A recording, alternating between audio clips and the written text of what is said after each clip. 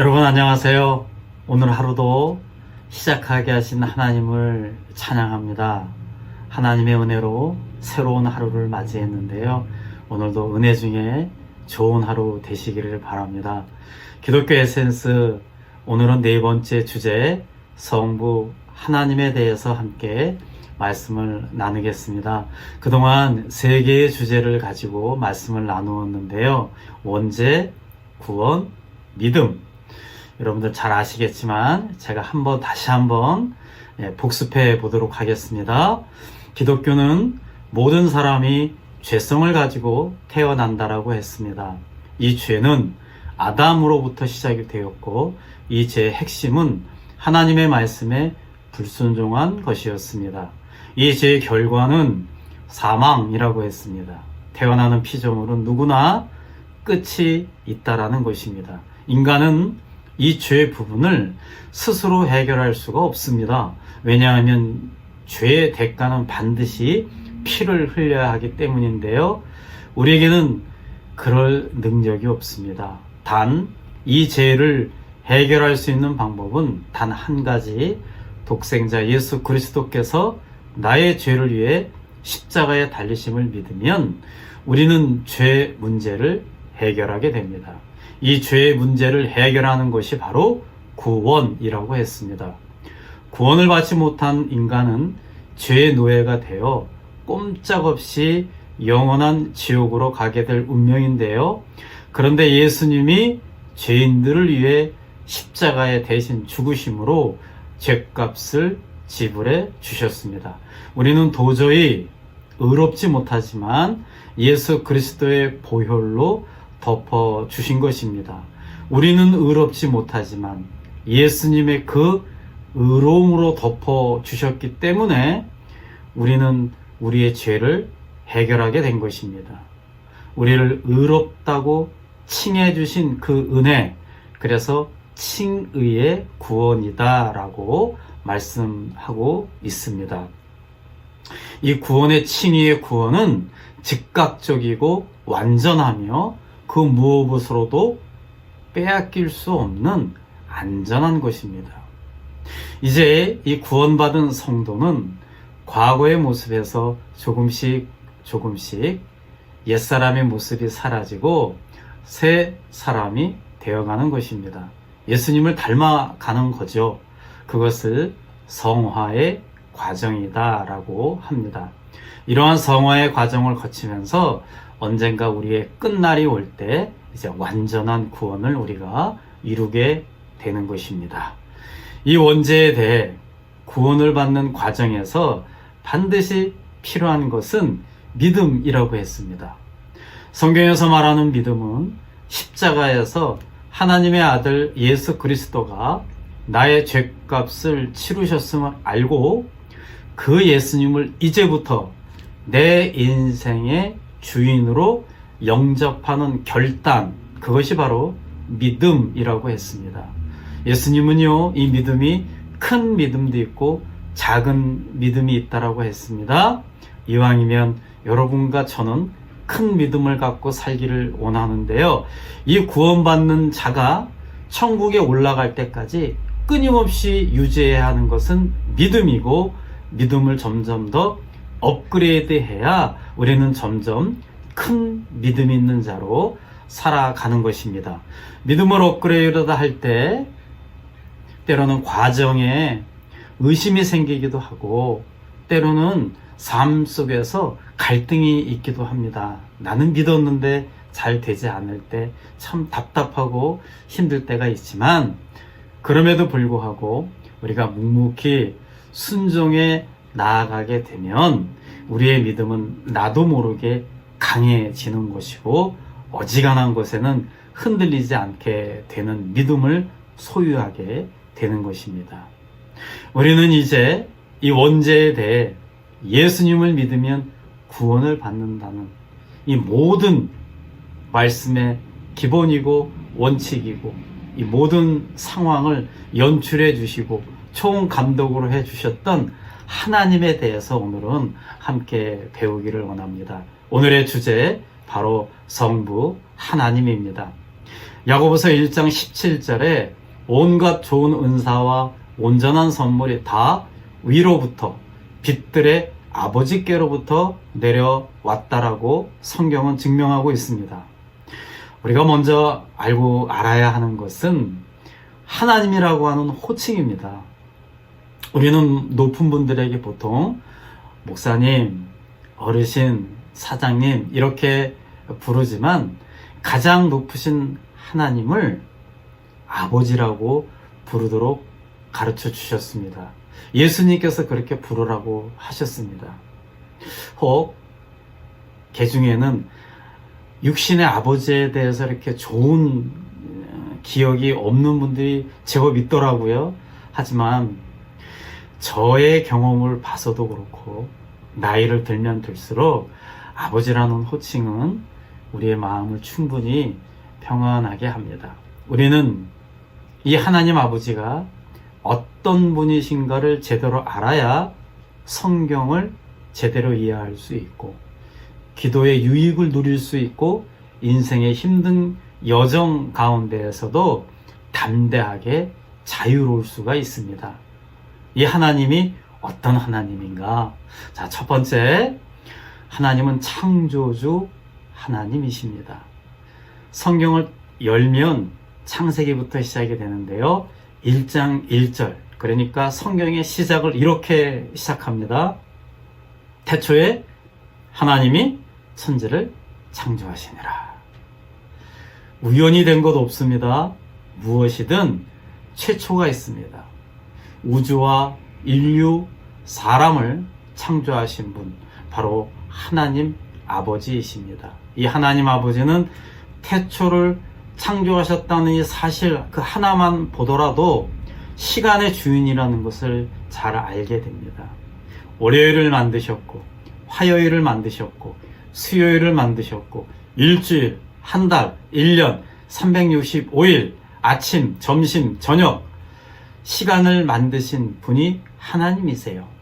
시간의 주인공입니다. 우리가 언제 태어나는지도 모르고 언제 죽는지도 모르는 것처럼 우리의 과거, 현재, 미래의 주인은 하나님이세요. 하나님은 이 청년의 신선한 열정과 노년의 성숙함으로 우리를 늘 이끌어 주시는 분입니다. 시간과 공간을 초월해서 우리와 늘 함께 하시는 분이시죠. 이 하나님은 무척 크신 하나님이십니다. 여러분, 성경에 나오는 위대한 인물들, 요셉이나 다니엘, 모세, 그들은 사람의 지혜보다는 하나님의 지혜에 접속한 인물들입니다. 그래서 여러분, 공부하는 학생은요, 하나님께 지혜를 구해야 합니다. 사업하는 사람들도요, 하나님께 지혜를 구해야 하고, 뭔가를 새롭게 하려는 사람들 하나님께 구한다면 하나님은 그 어떤 책에서도 줄 수 없는, 어떤 유명한 사람이 나에게 건네줄 수 없는, 친구가 나에게 줄 수 없는 아주 오묘한 지혜로운 것을 어느 때 우리들에게 주시게 되시는 아주 크신 분이 바로 우리 하나님 아버지이십니다. 하나님 아버지는요, 늘 그래서 우리들에게 계속해서 말씀하세요. 자, 하나님은 어떤 분이신가? 하나님은 거룩하신 분이십니다. 시편에 보면 다윗이 이렇게 고백을 했어요. 99편 3절에서 주의 크고 두려운 이름을 찬송할지니 그는 거룩하시니라. 하나님은 어떤 분이신가? 하나님은 거룩하신 분이시다. 여기서 거룩은 구별되다, 다르다라는 뜻입니다. 창조주 하나님이 우리랑 같을 수가 없겠죠. 우리 피조물들과는 확실히 다른 분이 바로 하나님이십니다. 이 거룩함은 진실함으로 나타내시고 정직함으로 나타나죠. 그래서 하나님은 거짓말을 싫어하시는 것입니다. 하나님은 또한 역사의 주관자이십니다.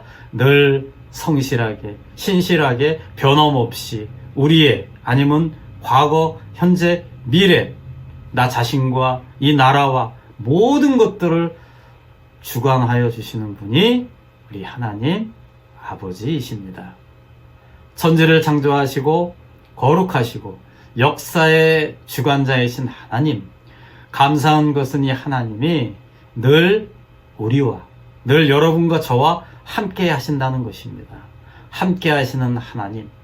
하나님은요, 우리 각 사람 한 영혼 한 영혼 그 영혼에 가까이 계십니다.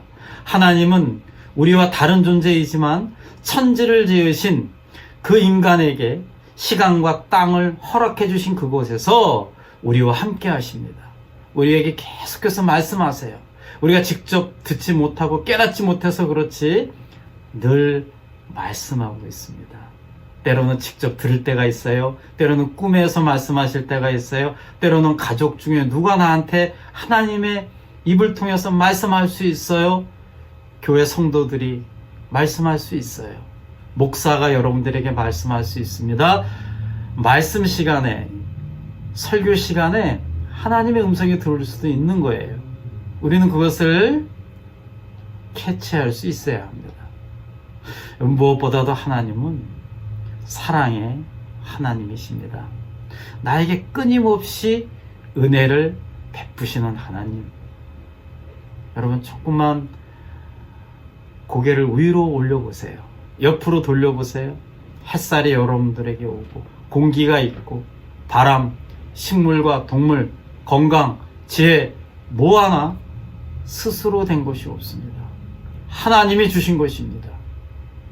살면서 완벽하지 않기에 우리가 이 삶을 누리면서 때로는 잘못도 하고 실수도 하고 죄를 짓기도 할 때 그럴 때마다 하나님께 말씀하시면 하나님은 그 어떤 붉은 죄도 흰눈처럼 깨끗하게 해주시는 용서하시는 분이 바로 우리 하나님이십니다.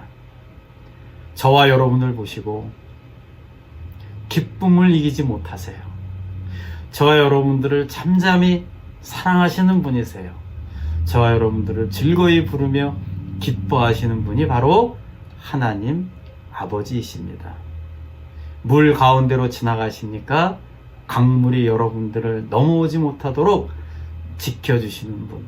암탉이 제 새끼를 날개 모름같이 우리를 늘 품어주시는 분이 하나님 아버지이십니다. 인생의 어떤 길을 갈지라도 나에게 가장 안전한 곳으로 인도해 주시는 분이 바로 하나님 아버지이십니다. 이 하나님 아버지는요, 때로는 우리를 혼내주시기도 하세요. 사인을 보내세요. 우리가 잘못된 길을 갈 때, 우리가 잘못된 것을 할 때, 이건 아니다라고 할 때 하나님은요, 다양하게 우리들에게 사인을 보내주세요. 왜 그러세요?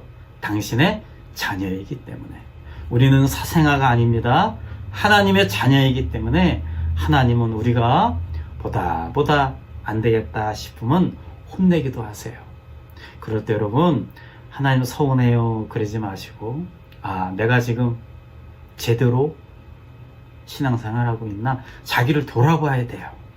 그러면서 다시금 신발끈도 묶고, 그래서 열심히 신앙생활을 하는 거죠. 하나님이 너는 내 자녀라고 그렇게 하나님이 생각하시기 때문에 우리들에게 그러한 다양한 사랑을 표현하시는 것입니다.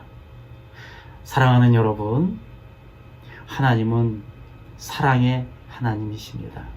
하나님의 이름을 생각하면 마음이 평안해집니다. 하나님의 이름을 부르면 힘이 생깁니다. 하나님이 지금 나와 함께하고 계심을 느낀다면 누구를 만나도 어떤 상황 속에서도 당당해지는 것이죠. 이 하나님과 평생을 함께 하시면서 언젠가 그 하나님을 만나시기를 간절히 바라겠습니다. 어느덧 11월 달입니다. 오늘 감기 조심하시고요. 이제 지금까지 여러분들 잘 버티며 잘 해오셨습니다. 이제 11월, 12월, 내년 1월, 2월 우리 조금만 더 신앙으로 버티기를 원합니다. 버티다 보면 하나님이 저는 요즘에 그런 생각이 들어요. 작년 이맘때 꿈에도 올해 이런 일이 있을 줄은 생각 못 했잖아요. 거꾸로 생각이 됩니다. 내년 되면 아마 언제 이런 일이 있었냐는 듯 하나님께서 이 세상을 또 새롭게 해 주실 거라는 그런 확신에 찬 믿음이 있습니다.